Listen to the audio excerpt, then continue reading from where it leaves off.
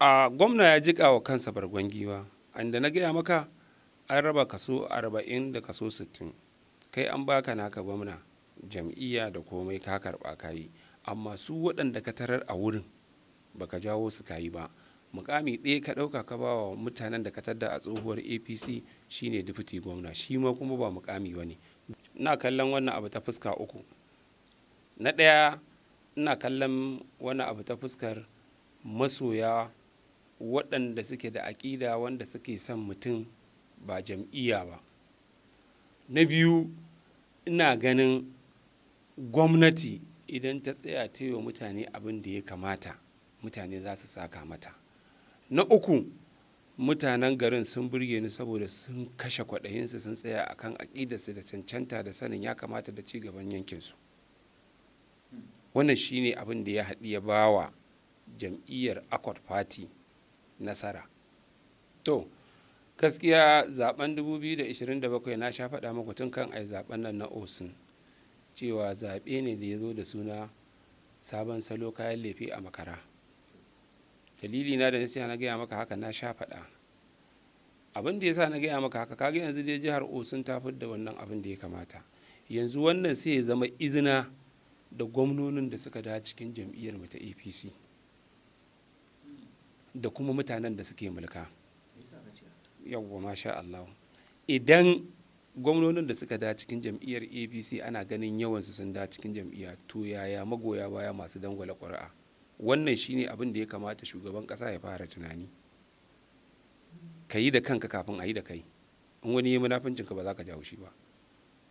Wato an ɗebi gwamnoni. An ɗebi gwamnoni. Amma babu na ƙasa. Kana so ka ce gwamnonin da aka ɗiba fanko ne? Fanko ne mana. Ɗaiɗai ne illa nadiran waɗanda suke za su iya gaya wa magoya bayansu za kuma su iya yin APC. Jam'iyyar mu ce, ina so kuma ta ci mulki. Amma sai mun gaya wa kanmu gaskiya. Yanzu misali, mu ɗau jihata ta Kano kafin mu yi nisa. Alhamdulillah gwamnan ya dawo. Amma ya dawo a cikin tsaka mai wuya. Can inda ya bari ya ga'i magoya baya taho da wasu kuma masu kwaɗayin mulki ne suka biyo shi a cikin tafiyarsa da ya baro ta baya ta NNPP kafin su fice daga can. Magoya bayan kaɗan ya taho da su, zai zo ne ya yi gidan kansa a cikin jam'iyyar APC, ya yi mutanensa a cikin jam'iyyar APC, sannan ya yi sarakan yakin da za su ja masa gaba Allah ya ba shi mulki a jam'iyyar APC. Saboda haka kaga shi ne gwamna kwaya ɗaya da din Najeriya ido yake a kansa, wanda in ya faɗi za a fi kowa yi masa dariya, shi gwamnan Kano. To amma yana nema ya jiƙa wa kansa bargon giwa.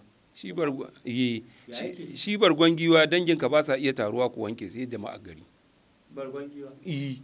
To amma inda yaya zai ya jiƙa wa kansa idan za a yi APC, mai girma gwamna a yi APC kwaya ɗaya. Babu magana sabuwar APC da tsohuwa. Dole shugaban jam'iyya da gwamnati su kashe wannan.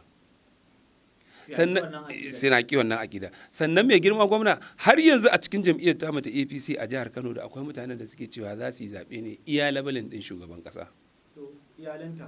Akwai kuma wa'anda daga a jihar Kano daga kan Abba ba za su zaɓi sama ba. Ai kala biyu ce. Amma waye ya jawo mai girma gwamna? Da ka dawo jam'iyyar nan tunda an ce a ɗauki kaso 40 nan a ɗau 60, to shikenan duk kai an baka, kai ma ba su. A gwamna ya jiƙa wa kansa bargon giwa, inda na gaya maka an raba kaso 40 da kaso 60, kai an baka naka gwamna jam'iyya da komai ka karɓa kayi, amma su waɗanda ka tarar a wurin baka jawo su kayi ba. Mukami ɗaya ka ɗauka ka ba wa mutanen da ka tadda a tsohuwar APC shine dufiti gwamna, shi ma kuma ba mukami ba ne. Domin to ai zuwa gaisuwa ne da ɗaurin aure. A'a, ko ta gwamna ce ta kasance dai an san shi zai zama, amma da sarkin gobe gara mai unguwar yanzu ka san mutum nawa ka mulka, 4 ne ko 10. Amma duk wannan shanawa da shi dufutin yake shine ɗaurin aure, gidan suna, da can a coci yake baya zuwa ɗaurin aure, sunansa fa Murtala. ba wai Moses ko wani Jacob ko waye. To kuma can yake zuwa ba wannan bane, ka bashi portfolio dinsa, sannan a kwamishinoni ka ɗiba ka bayar. Ya bashi kwamishinoni? Ya ba jam'iyya. To su na cikin a ina suke? A'a, ai an gaya maka ba dawowa aka yi ba, aka ce 60-40, shi ya ɗauke kaso 60. Sai ya sauke kwamishinonin sai ya zuba nasa? Yanzu da bai sauke su ba, nawa ya dakatar a wa'anda ma sun tsin takalman su ya ɗebe su, ina replacement. Alhaji mu gaya kan mu gaskiya, ko da suka bar jam'iyya sai ka ɗebo. Amma abin da ya sa kaga muke gaya maka haka, mu a ƙasa muke, muna jin maganganu. Kuma gwamna ya yi aikin da ya kamata a yi a jiha, in dai dan aiki ne da kyautatawa ma mutane da mu'amala. Abba zai ci zabensa a 2027. Abba zai ci zabensa. Amma in dan harka ta tafiya ta siyasa ce, to gaskiya da akwai tsimbire.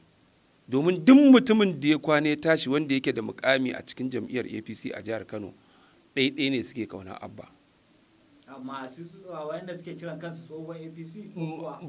Manya-manya wanda suke da mukamai a Abuja da waɗanda suka gama a Kano, suka rike mukamai a tarayya aka yi, gaskiya ɗaiɗai ne suke kauna Abba. Amma mutane na ƙasa gidi talakawa, to gaskiya fi sabilillahi suna kauna Abba. Amma magana ai ba wai ya sha ba. Ai in kana da, ina zuwa, in kana da dabbobi suna da yawa, in baka samu masu kora su da yawa ba, mutum ɗayan ya kora su sai a kwashe wani shashin bai gani ba.